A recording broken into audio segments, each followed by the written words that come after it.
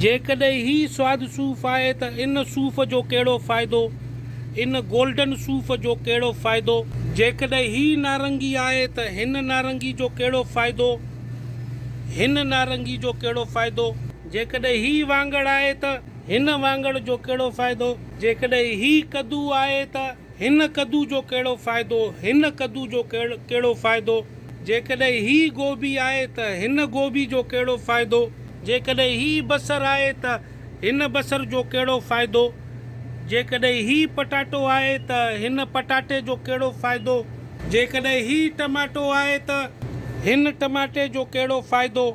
जेकॾहिं ही ज़ैतून आहे त इन ज़ैतून जो कहिड़ो फ़ाइदो।